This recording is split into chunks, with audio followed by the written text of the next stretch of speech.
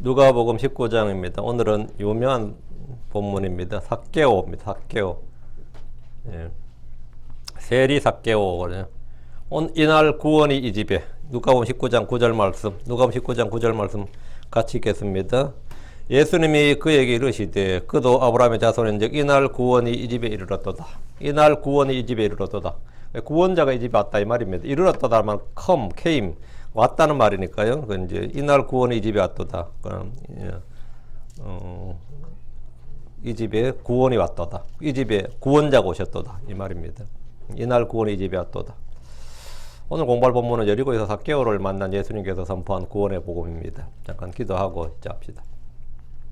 위대하고 거룩한 주 하나님 아버지, 주의 첫날 아침에 또 함께 모여서 주의 말씀을 듣고 또 전하고 함께 찬양하고 또 아버지 하나님께 영광과 또 찬송과 경배를 드리는 시간입니다. 하나님께서 저희를 참 영과 진리로 주님께 경배하게 하시고 또 마음속에 하늘로부터 오는 각양 좋은 선물들 또 은혜가 넘치게 해주실 간구합니다. 주의 성령께서 풍성한 기름 부음을 허락하여 주셔서 저희가 모두 말씀을 통해서 은혜를 받게 하시고 힘을 얻게 해주시고 또 생명이 더욱더 풍성해지는 그런 시간이 되도록 인도해 주시옵소서.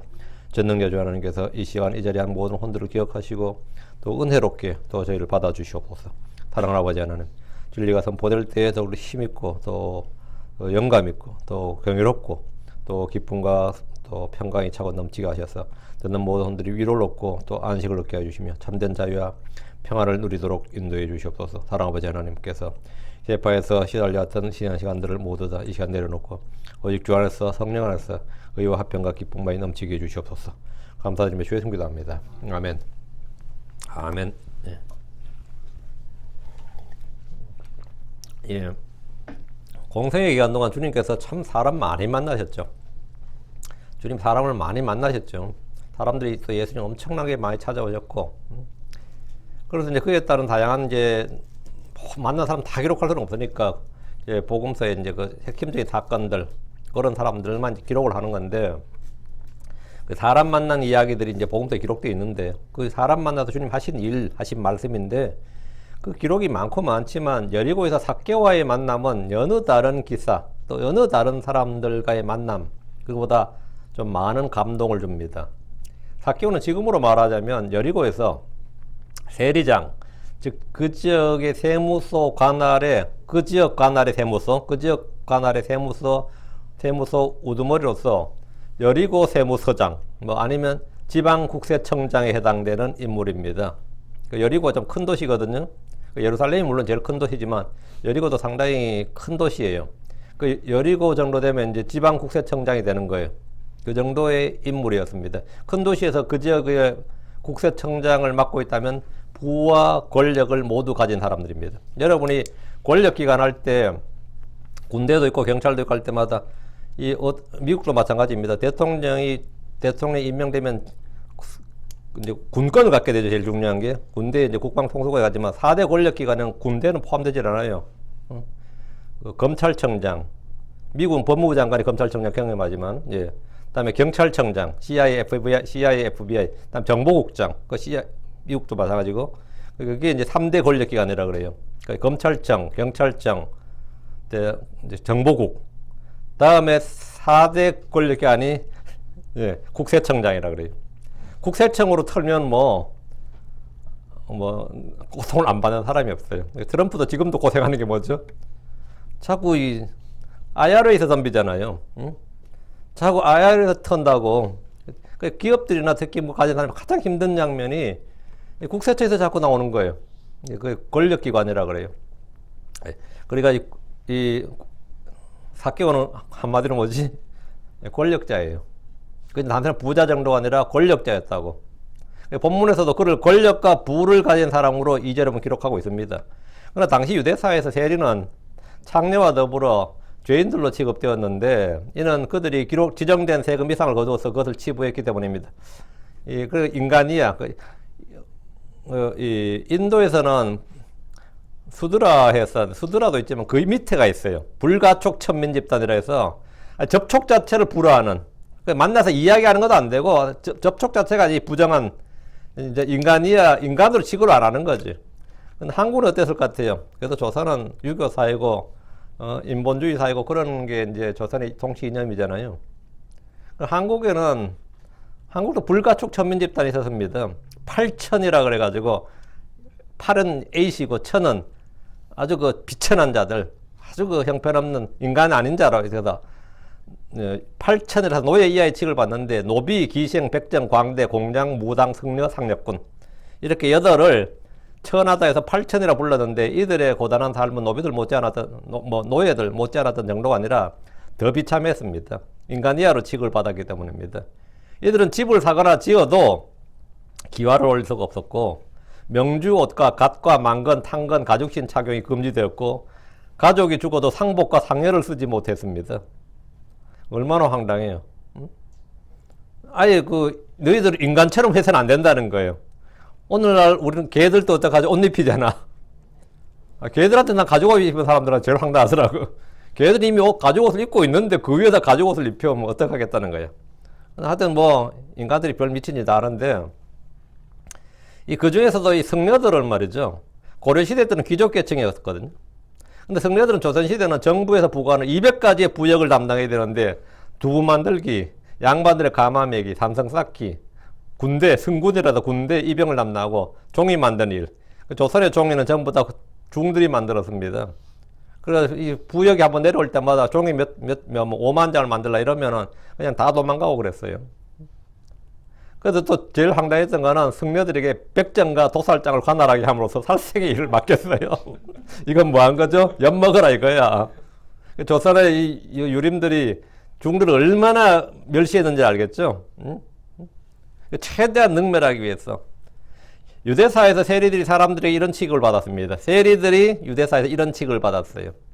세리들은 비록 부자가 될 수 있었지만 정상적인 유대 시민으로서의 사회생활, 종교생활은 포기해야 됐습니다. 그러나 주 예수님은 세관에 앉아있던 레위를 불러서 제자로 삼으셨습니다. 세리 레위는 성도 마태, 사도 마태로서 마태복음의 기록자입니다. 레위는 그냥 제자들 중에 하나가 아니라 주 예수님의 사도로 부름을 받았고 택함받았습니다. 여리고의 삭개오는 예수님에 대해서 이런저런 소문을 많이 들었겠지만 보통 예수님 같은 이런 분들이 한번 뜨면 말이죠. 소문이라는 것은 감당하기 어려운 정도죠. 그 소문을 많이 들었겠지만 이 삭개오에게 가장 감동적이고 충격적인 어떤 예수님에 대한 어떤 소식이 뭐냐 하면 그 제자 중에 하나가 세리라더라. 응? 제자 중에 하나가 세리래. 응? 가버나움 세리래. 응? 이거는 삭개오한테 어떻게 했어요? 진짜 삭개오 마음에 불을 지피는 거죠. 삭개오는 예수님께서 사람 외모를 존중하지 않으시고 아무도 외모로 받아들이지 않으신다는 사실을 익히 들었을 것이고 그분에 대한 호감과 관심을 가졌던 것은 의심할 여지가 전혀 없습니다. 예수님 당시 유대인들에게 세리들과 죄인들의 친구로다 하는데 남들은 그 욕이었는지 몰라도 세리들에게 그건 뭐죠? 큰 위안이죠. 세리들과 죄인들의 친구로다 하잖아요. 세리들의 친구라잖아요. 그래서 예수님은 세리들에 대해서 아무런 편견이 없으셨습니다. 세리였던 삭개오에게 이보다 더 놀라운 소식이 없습니다. 삭개오에게 예수님은 병을 고치고 표적들 행하는 그 어떤 권능보다 죄인들의 친구 되시며 사람을 외모로 받아들이지 않는다는 사실이 훨씬 더 인상적이었을 겁니다. 이 세상 어디에서도 사람을 외모로 받아들이지 않고 외모를 존중하지 않고 외모를 취하지 않는 사람은 세상 어디도 없어요. 교회도 없습니다. 교회도 가면 너가 아버지 하시노 부대장 해가지고 학교는 어디 나왔어요? 직장 어디 다니죠? 제가 아는 어떤 분이 교회를 못 나간다더라고요. 왜 못 나갔냐고. 요즘 직장을 좀 그만뒀는데 교회 가면 또 계속 뭐라 그럴까봐 직장 다시 잡을 때까지 당번 집에 쉰대. 이제 또 그분이 그러더라고요. 요즘 교회는요 돈 없으면 못 가요 그래요. 그 뭐 말이냐 그랬더니만 헌금도 해야 되지 뭐도 해야 되지 하는데 돈 없으면 못 가요. 교회란 것이 그렇게 됐어요. 그래. 어떡하다 교회가 그렇게 됐을까 싶은데 교회만큼 사람을 또 외모로 취하는 곳이 없어요. 보면 호구조사부터 시작해가지고 외국교회도 그런가? 한국교회만 그런가? 그 작은 교회는 더 부담된다 그러죠. 한국 작은 교회 더 부담된다 그래요. 외모를 존중하지 않고 외모를 취하지 않는 사람이 없고 그렇지 않는 곳이 없습니다. 외모로 사람을 취하지 않는다. 사람을 외모로 전혀 외모를 중시하지 않고 존중하지 않고 취하지 않는 유일한 지구상에 유일한 한 사람 하면 역사상에 주 예수님 한 분밖에 없습니다. 누가 사람을 외모로 취하지 않는다면 그 사람 하나님이에요. 사람들 누구나 먼저 사람의 외모를 보고 그걸 판단합니다. 첫인상이 중요하다는 말을 하는 것은 사람이 가장 먼저 그 사람의 몸과 얼굴과 옷차림새를 보기 때문입니다. 요즘 한국 사람들은 딱 보면 머리부터 발끝까지 스캔을 한다 그러잖아. 입고 있는 게 얼마다. 응? 입고 있는 게 얼마다. 그래서 눈은 양쪽을 다 텄다. 쌍꺼풀 했다. 코는 세웠다. 얼굴은 들어 올렸다. 보톡스 몇 개 맞았다. 이게 다 이제 견적이 나오는 거예요. 목주름은 안 했네? 곧 할 것 같은데. 귀걸이는 얼마네? 그래가 쫙 나온다 이거예요. 견적이 쫙 나온다 이거예요. 옷은 얼마고, 그 전체적으로 하면, 저놈 좀 사는구나. 저기 몇 천만 원 된다. 저도 그런 말 들었어요. 에이, 목사님 뭐 몰라서. 저 사람 지금 목에 걸고 있는 것만해도 저거 6,000불 넘는 거예요. 그러더라고. 그래? 다시 가서 보고 싶더라고. 6,000불 넘는 목걸이를 하고 있단 말이야. 응? 저 사람님 차는 시계가 목사님 몇 달 월급보다 많아요. 그래. 그래? 놀랍죠. 그 사람 가방이 지금 그냥 가방 안에 저거 10,000불 넘는 거예요. 그게는, 그 사람 어렵다 그러면 그런만 다 헛소리 할 거예요. 저것만 팔아도 문제 없다 이거예요. 쫙, 몸과 얼굴과 옷차림을 보죠. 한국에서도 이 신원서판이라고 해서 사람을 뽑을 때는 먼저 몸이나 풍채가 늠름해야 되고, 둘째는 말에 조리가 있고 정직해야 되고, 셋째는 글씨의 아름다움이 있어야 되고, 넷째는 판단이나 사리를 분별하는 능력이 있어야 된다. 그래서 신언서판이라 해서 이게 뭐냐면 이게 중국의 당나라 때 인재 전형 방식입니다. 그 당서에 나온 이야기인데 그걸 한국에서 그대로 수입해서 신언서판인데 한마디로 먼저 사람은 외모를 따라 취해야 된다 이 말이에요. 사람은 외모를 일단 외모부터 본다 이거예요. 다음에 말을 보고 인물은 그거 하는데 말이 애기 목소리가 나와. 이거 완전 황당하지. 그 말에도 이게 힘이 있어야 된다 이거예요. 조리가 있어야 되고. 그럼 글씨 쓰는 거다 보면 월시 엉망이다. 그래서 한국 예전에 뭐 정치하겠다는 사람들이 제일 먼저 했던 게 붓글씨부터 배운 거였습니다. 왜? 어디에다 방명록 쓰고 뭘 해야 되거든요. 그럼 글씨가 꼴이 말이 아니면, 그거 진짜 보기 싫거든요. 전부 다, 한국에는 대통령 하는 사람, 이런 사람들 글씨 다 잘 썼어요. 왜 잘 쓴 것 같아요? 부단히 연습하는 거예요. 응? 이 박정희 씨도 글씨 잘 썼습니다. 박정희는 사령관처라 그래가지고, 글씨를 너무 잘 썼지. 붓글씨 잘 썼고, 여러분, 광화문하고 쓰인 거 있죠? 그게 박정희 씨 글씨체입니다. 그게 박정희 직접 쓴 거예요, 그거. 응? 그래가지고, 이제, 물론, 문민정부들로서 그 없애자 그래가지고, 다시 간판 걸어가고 막 그랬는데, 박정희 글씨가 엄청 많아요. 그 딸내미 박근혜도 글씨 잘 쓰고, 대부분 다 잘 써요. 물론, 요즘 보니까 못 쓰는 분 많더만. 한국 사람 왜 그럴 것 같아요? 그게 뭐 중요해요, 요즘 같은 시대에. 그렇지만, 신은 서판에 섭자에서 가는 거예요. 그래서 외모를 취하니까 그런 거지. 사람은 누구로 외모를 중시하고 외모를 취하고 외모를 자랑합니다. 교회는 그리해서는 안 되지만 똑같습니다. 성경은 육신의 정욕, 안목의 정욕과 더불어 한 가지 인생의 자랑에 대해서 말합니다. 인생의 자랑 이게 뭐예요? 인정욕구단 말이죠. 인정욕구에 목마른 사람들이 굉장히 많습니다. 근데 내가 진짜 인정욕구에 목마르면 하나님께 인정받는 일꾼이 되어야 됩니다. 주께 칭찬받는 일꾼, 믿음에 좋은 평판을 받는 성도가 되십시오. 예수님은 사람의 나이나 직업이나 인품이나 경력이나 지위나 신분이나 재물이나 권력이나 학력이나 그 무엇에 전혀 개의치 않습니다. 하나님 어떤 사람의 외모도 전혀 존중하지 않습니다. 다만 주님은 사람의 속마음과 중심을 보시고 영을 달아보시고 행동을 달아보십니다. 사무엘상 2장 3절에 주께서 지식의 하나님이심으로 친히 사람 행동을 달아보시는도다. 주께는 사람 외모를 전혀 존중하지 않으시지만 나의 머리털 하나까지, 나의 발걸음 하나까지 모두 다 세시는 분이십니다. 궁중에서 파티를 열던 벨사살 왕의 그날 뭐 거나하게 취했어요. 근데 그 벨사살 왕을 이제 주님께서 달아보셨습니다. 그래 맨네 대겔 우바르 시인할 때 그 대겔이 뭐냐면 대겔은 왕을 저우려다니 부족함이 있다는 것이요. 대겔은 왕을 저우려다니 부족함이 있다. 주께서 우리를 달아보시면, 우리의 영을 달아보시고 우리 행동을 달아보시면 전부 다 뭐야? 부족함이 있다 이거예요. 우리는 언제나 뭔가 부족한 것으로 드러날 겁니다. 이게 뭐냐면 하나님의 영광에 이르지 못하더니 이게 뭐냐? fall short of예요. 그 부족하다고, short라고요. 우리는 전부 다. 그래서 모든 사람이 죄를 지어 하나님의 영광에 이르지 못하기 때문입니다. 그럼 어떻게 해야 되는 거죠? 채워지려면 주 예수님이 필요한 겁니다. 자, 본문 보겠습니다. 1절. 그리고 예수님께서 여리고로 들어가서 거기를 지나가셨더라. 예수님께서 여리고로 들어가시는 길에 구걸하던 소경의 부르짖음을 들으시고 그를 부르셔서 내가 내게 무엇을 해주길 원하냐 물으셨습니다. 소경은 거침없이 내 눈을 열어주소서라고 했습니다. 예수님은 그 자리에서 그의 눈을 열어주셨습니다. 그 소경은 길가에서 구걸하던 사람이었지만 예수님이 지나간다는 말을 듣고 다윗의 아들 예수님이여 내게 긍휼 베푸소서 외치며 주를 찾고 그분의 이름을 불렀습니다. 주를 구하고 주를 찾고 주를 부르는 사람은 언제나 그의 믿음에 합당한 보상을 받습니다. 주께서는 그의 믿음을 인정하시며 내 믿음이 너를 구원하였도다 하셨습니다. 그 후에 예수님께서 여리고로 들어가셨고 그 도시를 통과해 지나가셨습니다. 주님은 여리고 어느 장소를 찾거나 머물 계획이 있었던 것이 아니라 그것을 통과해 지나가셨습니다. 패스 스루 그러죠. 통과해 지나가셨다고.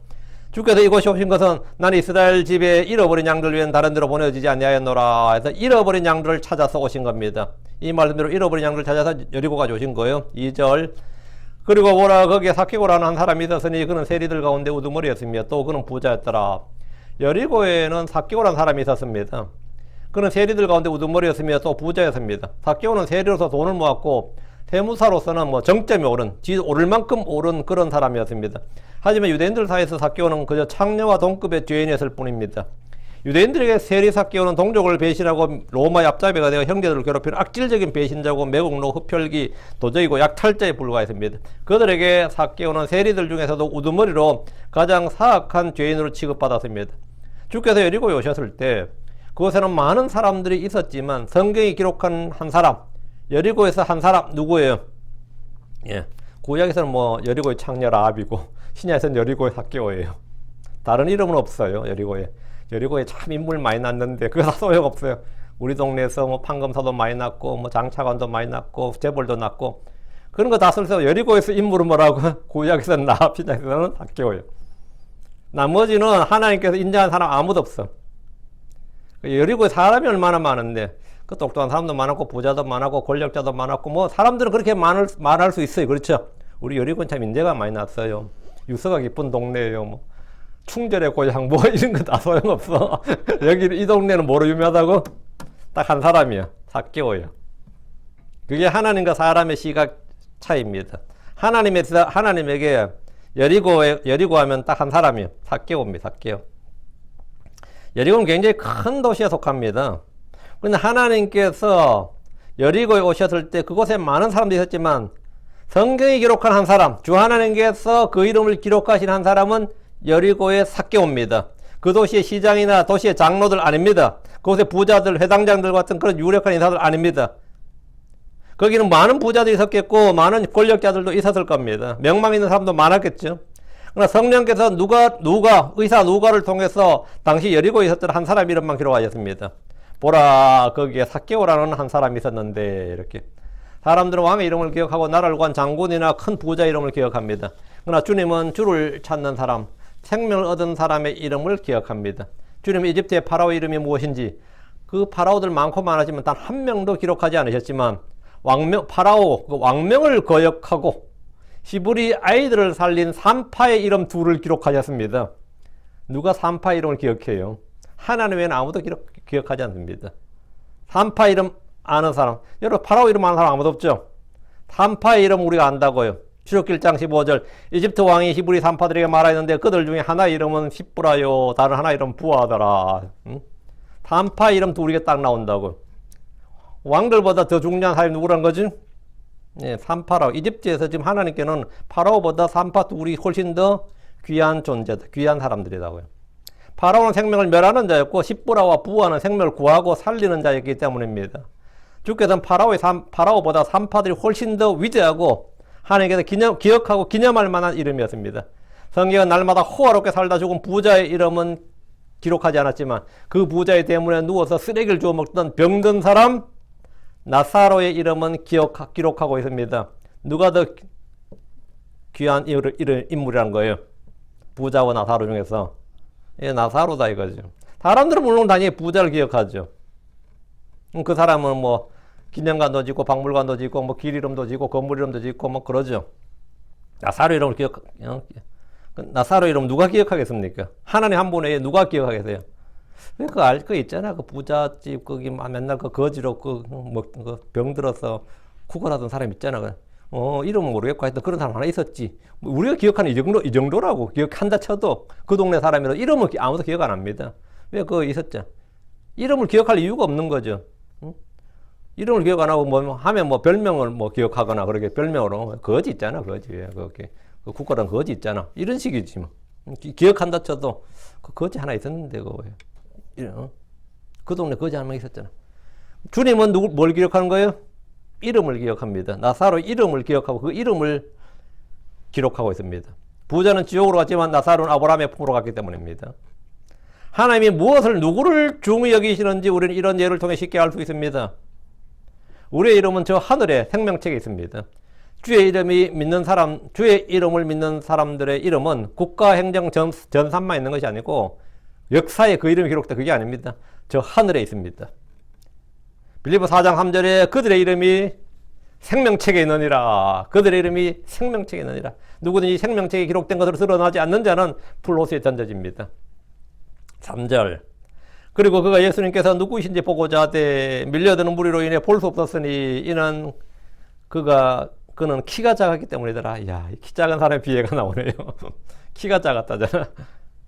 여리고 성문 밖에서 구걸하던 소경은 큰 소리로 예수님을 구하고 찾았습니다. 그러나 삭개오는 소경과 달리 크게 소리를 질러 주님을 부르지는 않았지만 예수님이 어떤 분이신지 보고자 애를 썼습니다. 오늘날 많은 사람들이 유명 스타를 한번 보고자 공항으로 몰려가고 돈을 내서라도 콘서트장으로 달려갑니다. 방송국 앞에 진을 치고 연예인들, 스타 플레이들을 들어가고 나오는 걸 보려고 애쓰는 사람들도 있습니다. 제가 공항에 근무할 때 가장 힘든 때가 유명한 배우나 가수나 스포츠 스타들이 입고 가는 날이었습니다. 그날은 짜증나요. 경찰들에게 그날은 가장 힘든 날입니다. 그날은 그 사람을 보기 위해서 전국에서 사람들이 몰려옵니다. 그때 왕조연이 온다 그럴 때 열받더라고요. 대만에서 뭐 왕조연인데 나는 걔 누군데 이렇게 걔를 모르냐고. 나중에 유명한 사람이더만. 오늘 우리 또 근무 나가야 되는데요. 진짜 얼마나 왔는지요. 바글바글 하는 거예요. 전국에 사람 몰려드는 거예요. 몰려든 사람들은 뭐 아우성을 지르고 서로 밀치면서 좀 더 가까이 나아가려고 합니다.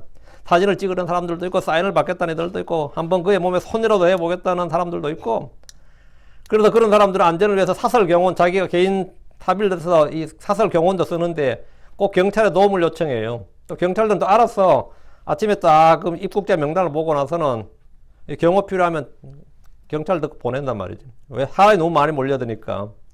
예수님께서 여리고에 왔을 때 오늘날 슈퍼스타들 중에 한 명이 온 것만큼의 무리들은 아닐지라도 엄청난 인파가 몰려들었습니다. 삭개오가 예수님 누구신지 보고자 했는데 밀려났어요. 무리로 인해서 볼 수가 없었을 정도입니다. 이 킹제임스 성경이 재밌는 표현이 뭐냐면 무리들로 인하여 이 부분요. For the press. 무리로 인해 우리 이래 번역한 이 부분요. 여기 요즘 현대어로 어떻게 된 거죠? For the press가 뭐죠? 프레스 센터, 프레스. 언론으로 인해 이 말입니다. 언론으로 인해. 그리고 그가 예수님께서 누구신지 보고자 하되 언론으로 인해서 볼 수가 없었다. 어때요? 언론으로 인해서 언론하면 보도기관, 언론 기자단이라는 뜻인데 사람들이 예수를 보고자 하고 예수를 믿고자 하는데 사람들이 요즘 왜 못 믿는 것 같아요? 예, CNN, Fox, ABC, NPR, NBC, USA Today, Times, Life, Newsweek 이런 수많은 언론들이 하는 일이 뭐죠? 예수 못 믿게 하는 거예요. 사람들에게. 삭개오와 같이 진리를 구하고 진리를 찾고 생을 애써 찾는 사람들을 그분 보지 못하게 하는 겁니다. 특히 미국의 언론이 하는 일이 뭐냐면 미국의 기독교를 유럽의 기독교처럼 만들어야 된다는 거예요. 유럽의 기독교는 뭐죠? 예, 고스트 철치입니다. 건물만 있고 사람이 없는 교회. 미국을 유럽 기독교로 만들어야 된다. 이게 지금 미국의 주요 목표 중에 하나입니다. 사람들이 교회를 가게 만들어서는 안 되고 그냥 기독교를 기독교 인본주의화 그럽니다. 기독교를 빨리 인본주의로 만들어야 된다는 거예요. 신본주의가 아니라 인본주의로 만들어야 된다. 이게 미국의 주요 정책입니다. 그 가장 앞장서는 게죠. For the press입니다. 언론이 사람들에게 진실을 보도할 것 같습니까? 진실을 보도 안 합니다. 그들이 믿게 하고 싶어 하는 것을 말하고 보여줍니다. CNN이 뭐 할 것 같아요? 자기들이 정해놓은 어젠다를 사람들이 전파하는 거지 진실을 보도하는 거 아니에요. 그런 거 없어요. 그건 어느 방송사도 마찬가지입니다.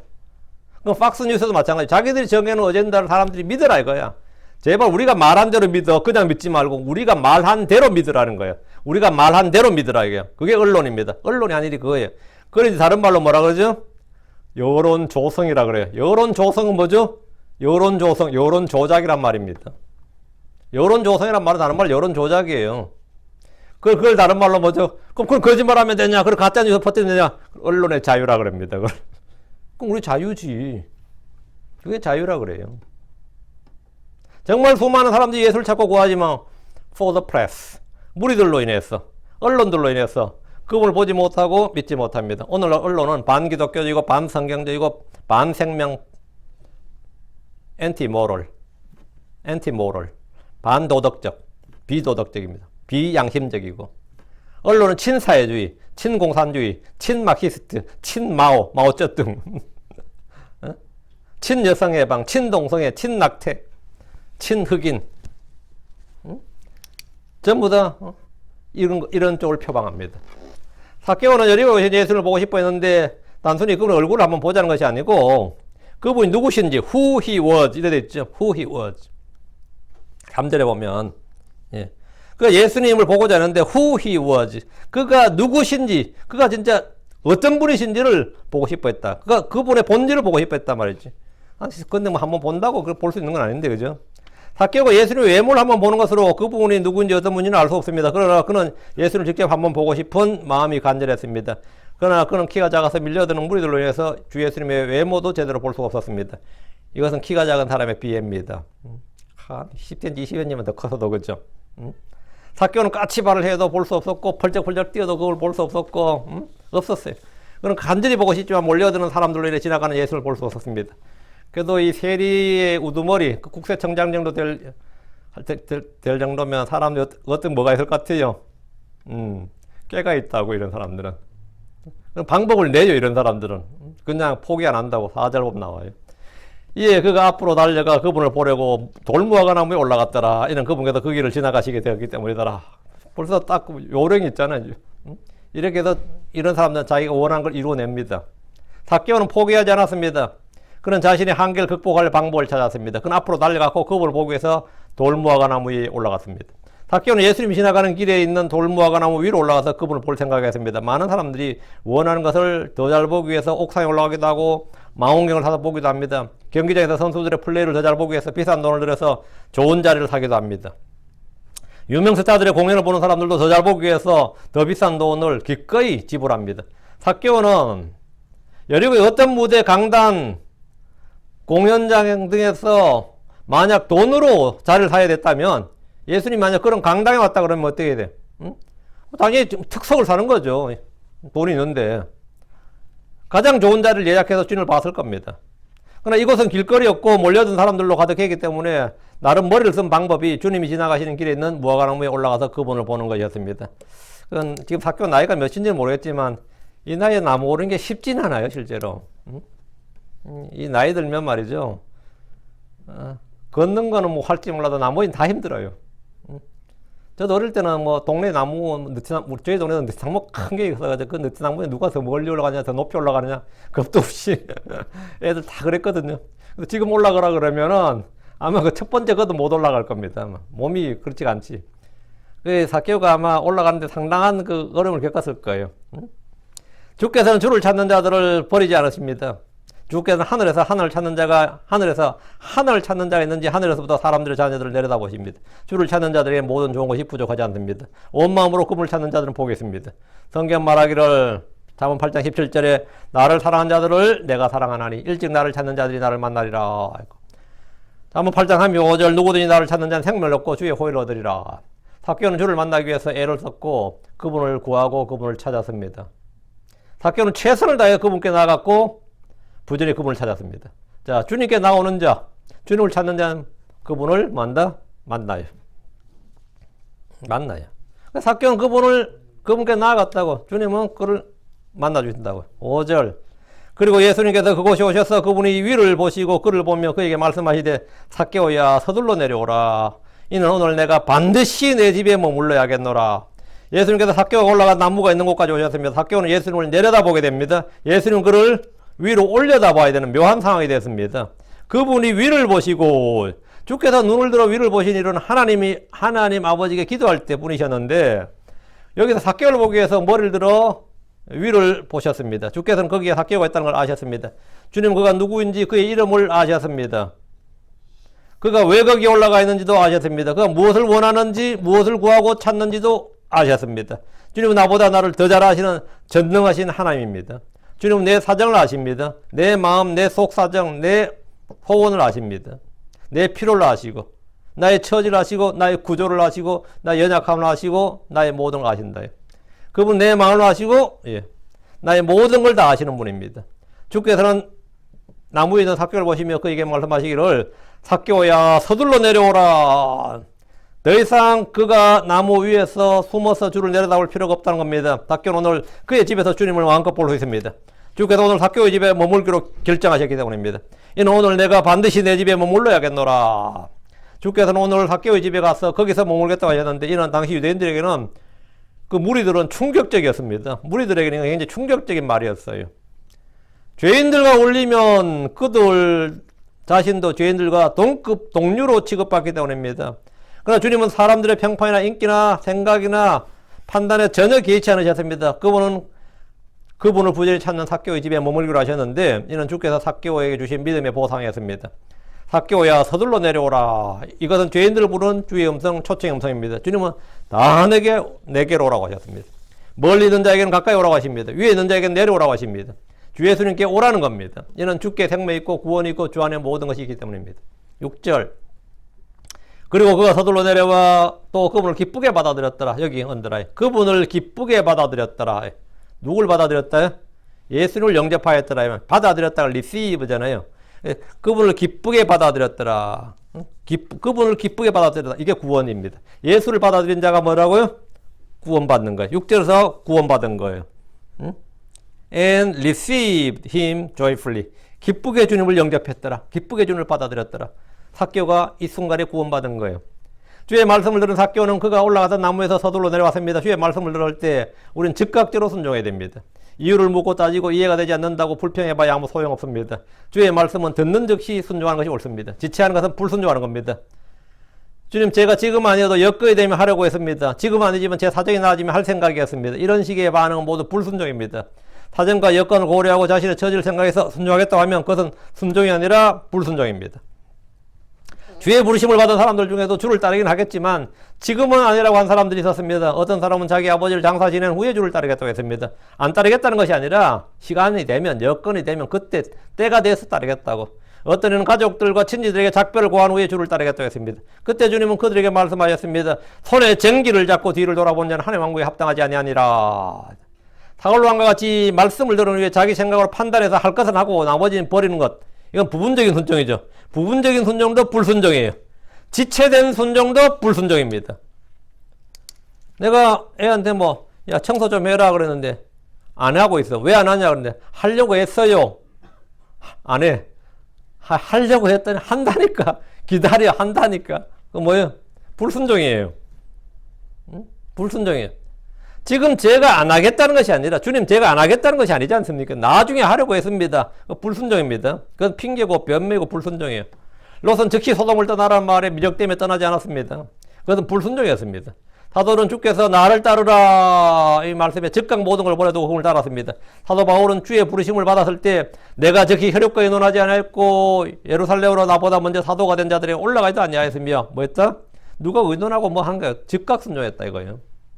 노아는 방주를 예비하라는 명령에 두려움으로 움직였습니다. 삭개오는 서둘러 내려와서 그분을 기쁘게 받아들였습니다.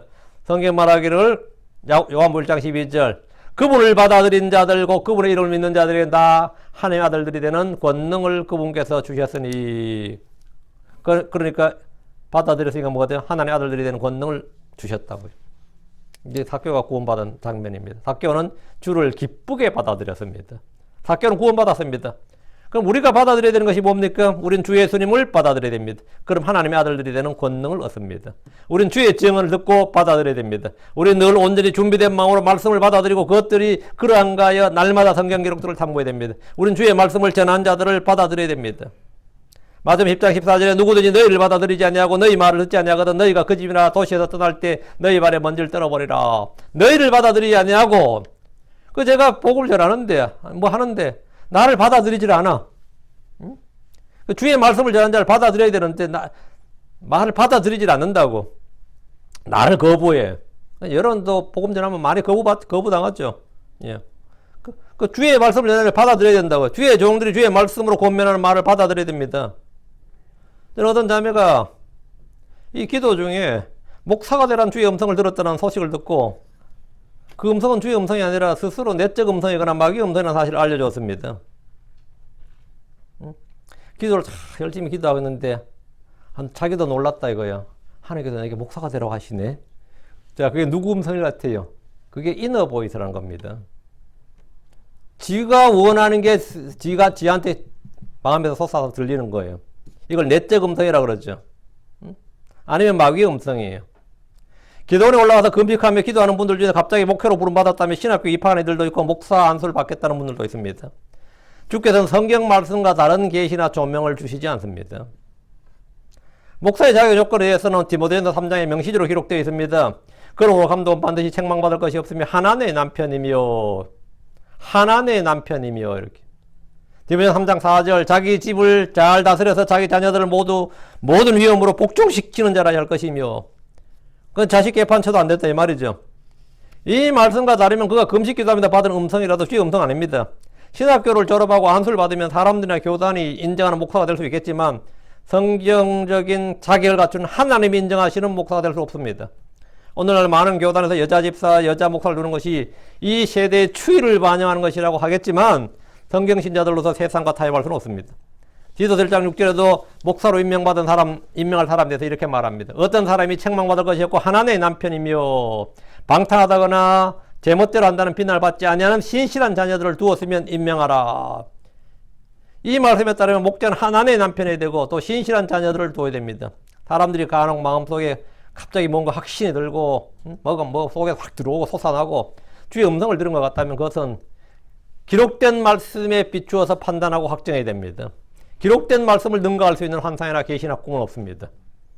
기록된 말씀을 능가하는 그런 건 있을 수 없어요. 그럼 이 말을 받아들여야 돼, 말아야 돼? 받아들여야 돼요. 근데 보통 뭐 하냐면 기도해 보겠습니다 이러고 있어. 뭘 기도해봐. 뭘 기도해보긴 뭘 기도해봐. 네 알겠습니다 해야지. 응?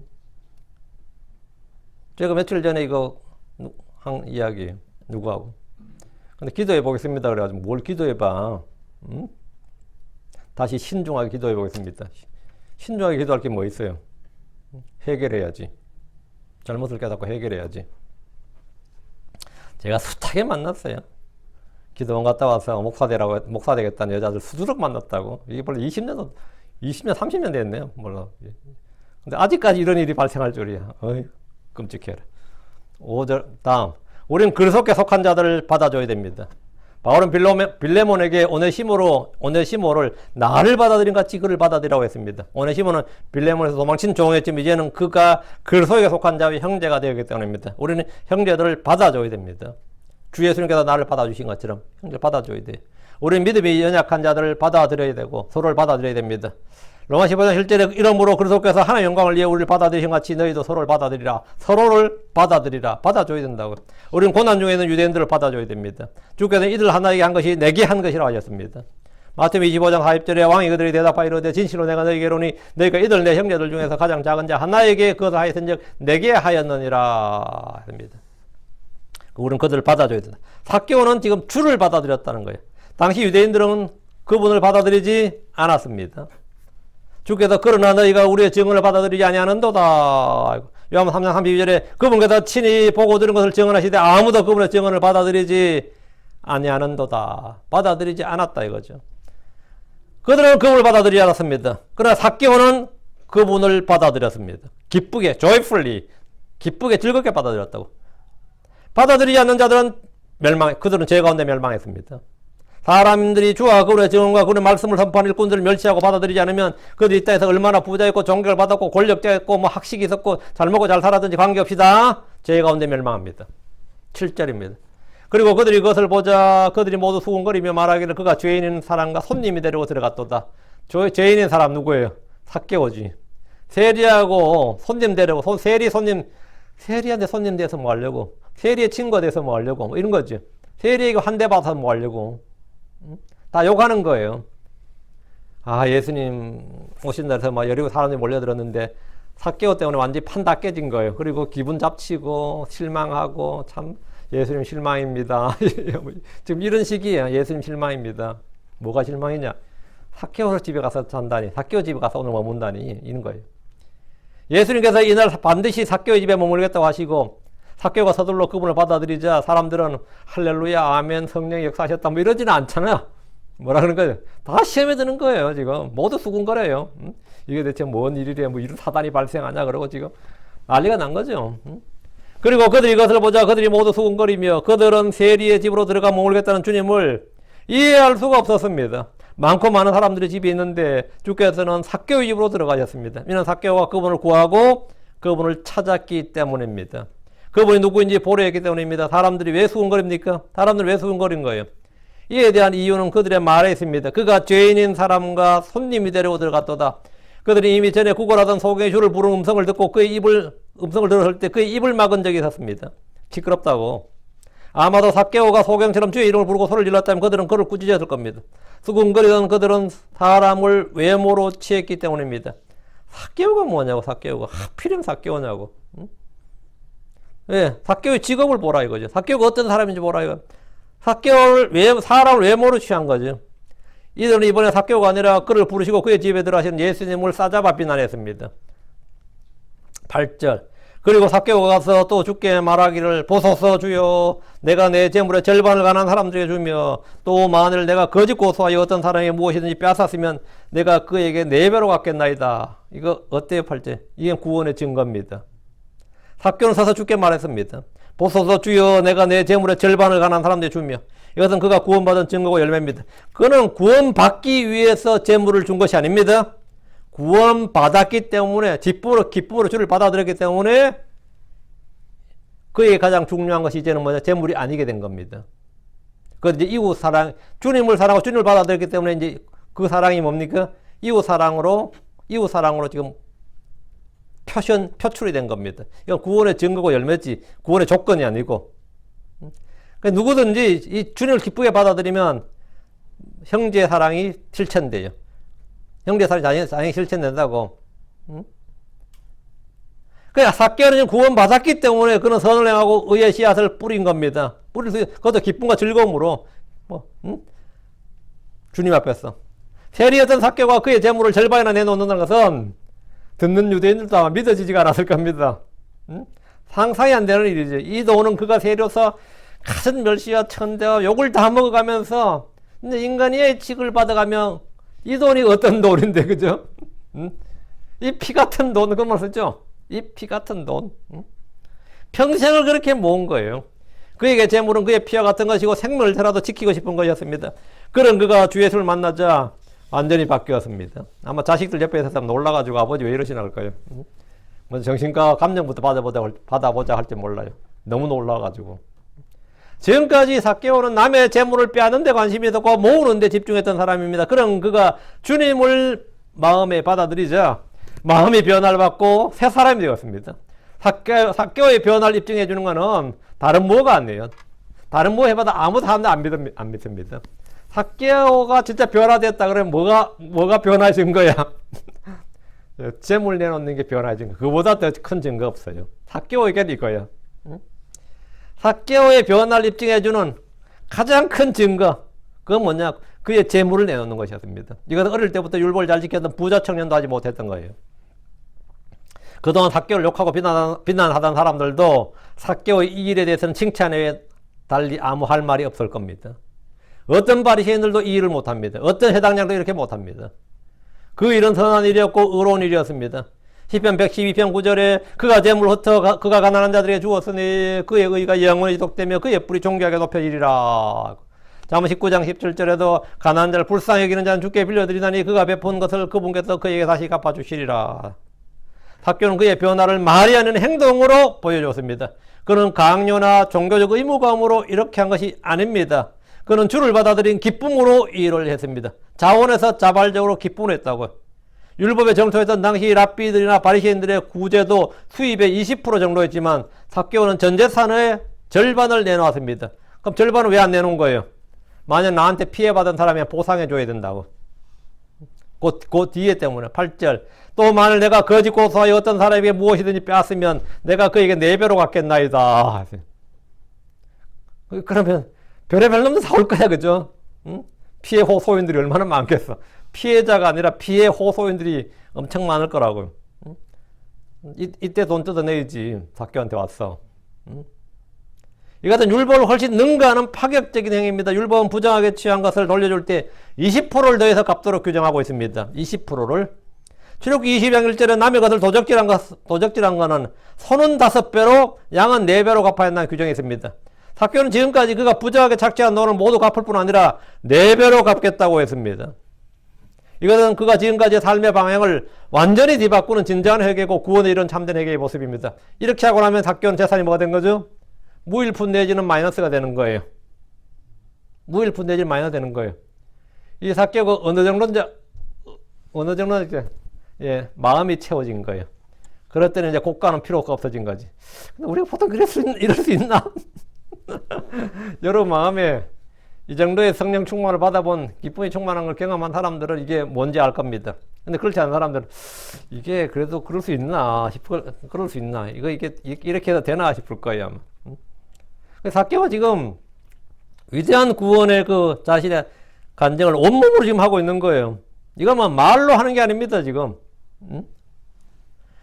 이것은 그가 지금까지 삶의 방향을 완전히 뒤바꾸는 진정한 회개의 구원에 이르는 참된 회개의 모습입니다. 그는 자신의 잘못이나 불법과 죄에 대한 회개, 유감이나 표시하고 미안하다 그냥 말하는 정도가 아니고 전격적으로 삶을 바꾸는 그런 실천적 행동을 보여줬습니다. 실천적 행동을. 삭개오는 부자 청년의 문제였고 바리새인들의 문제였던 탐욕을 완전히 극복하고 해결한 사람입니다. 이런 사람이 사복음서에 없어요. 삭개오밖에 없어요. 이런 구원의 간증, 이 구원의 열매 증거를 보여준 사람은 삭개오밖에 없습니다. 이에 대해서 주님의 반응을 보십시오. 9절 주님께서 뭐라고 하셨어요? 이에 예수님께서 그에게 말씀하시되 이날 구원이 이 집에 이르렀으니 이는 그도 아브라함의 아들인 까닭이로다. 주께서 삭개오의 결단과 그의 행위를 보시고 말씀하셨습니다. 이날 구원이 이 집에 이르렀으니 주께서 이스라엘 집에 잃어버린 양들 중 하나인 세리 삭개오를 구원하셨습니다. 구원이 이 집에 이르렀다는 것은 첫째, 구원자 예수께서 이 집에 오셨다. 구원자 예수님이 오신 것이 구원이 온 겁니다. 구원자를 받아들이면 구원을 받습니다. 여러분에게 예수님이 왔다. 복음이 여러분이 왔다. 그러면 구원이 온 거예요. 빛이신 주를 믿으면 빛을 얻고 생명이신 그분을 믿으면 생명을 얻습니다. 그와 같이 하나님이신 예수 그리스도를 믿으면 뭡니까? 하나님이 나한테 온 거예요. 예수를 얻는 거예요. 예수를 얻는 거죠. 둘째, 이날 구원이 이 집에 이르렀다. 이 말은 삭개오가 구원자신 예수를 찾았고 그분을 받아들였다는 겁니다. 주님은 삭개오에 대해서 이는 그도 아브라함의 아들인 까닭이로다. 유대인들은 누구나 그들이 아브라함의 아들이라고 말하는데 이는 혈통적으로 그렇다는 말입니다. 그리고 아브라함의 언약과 복을 받은 상속자들이라는 뜻입니다. 삭개오 역시 아브라함의 아들이었습니다. 사람들은 그를 죄인으로 정죄하고 유대 공동체에서 제외하려고 했지만 주님은 그를 아브라함의 아들로서 하나님의 아들들이 되는 권능을 주셨습니다. 주님께서는 그를 찾으셨고 그를 하나님의 아들들이 되는 권능을 주셨다. 10절 이는 사람의 아들을 잃어버린 것을 찾아 구원하러 왔기 때문이니라. 예수 그리스도는 잃어버린 것을 찾아 구원하러 왔습니다. 누가복음 9장 56절에 사람의 아들은 사람들의 생명을 멸하러 오지 아니하고 구원하러 왔느니라. 그들이 다른 마을로 가니라. 우린 주께서 구원자로 오셨고 구원의 복을 전하시고 많은 사람들을 구원에 이르게 하기 위해서 고난을 받으시고 죽으신 것을 압니다. 주께서 나는 세상을 심판하러 오지 아니하고 세상을 구원하러 왔노라 하신 대로 주님 여리고에 오시면서 구걸하던 소경을 구원하셨고 세리 삭개오를 구원하셨습니다. 여기서 여리고에서 2명을 구원한 거죠. 2명을 구원한 이야기가 지금 이 본문에 기록되어 있는 겁니다. 자, 이 구원의 복을 전한 예수님 그리고 구원받은 죄인들 전부 다 세상적으로 볼 때 외모로 볼 때는 비천하고 천한 자들, 약한 자고 이런 사람들입니다. 그래서 주님께서는 그들을 구원하셨다 이거. 우리는 구원받은 자들입니다. 우리는 잘나서 구원받은 게 아니라 하나님의 긍휼과 은혜로 구원받은 자들이 주님을 기쁘게 받아들인 삭개오를 통해서 나도 주님을 이렇게 받아들이고 주의 말씀을 기쁘게 받아들이면 여러분들 이런 구원의 증거와 구원의 열매가 자원에서 자발적으로 나타납니다. 이거 강요가 아니라 자원에서 자발적으로.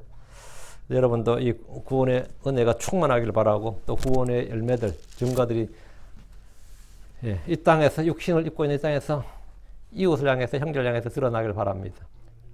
기도합시다. 위대하고 거룩한 주 하나님 감사합니다. 오늘 참 삭개오의 사건을 통해서 또 하나님께서 삭개오를 통해서 일하신 이 놀라운 장면을 통해서 저희가 또 아버지 하나님 베푸신 은혜와 긍휼과 사랑과 또 이런 여러 가지 많은 것들을 보게 됩니다. 또 삭개오가 주를 기쁘게 받아들이고 또 자신의 구원의 증거를 온 그 사람들에게 보여주었는데 저희도 동일하게 참 저희가 받은 구원을 증언하고 또 구원의 열매들을 또 구원의 증거들을 나타내 보여줄 수 있게 해주시고 저희가 혀로서 사랑한 것이 아니라 정말 행함으로서 진리로서 사랑할 수 있도록 해주시길 간구하며 아버지 하나님 저희가 예수가 누구이신지를 또 저희가 그리고 저희가 주의 종인 것을 참으로 이 삶을 통해서 일을 통해서 행위를 통해서 또 아버지 열매를 통해서 잘 드러내 보여줄 수 있도록 해주시옵소서.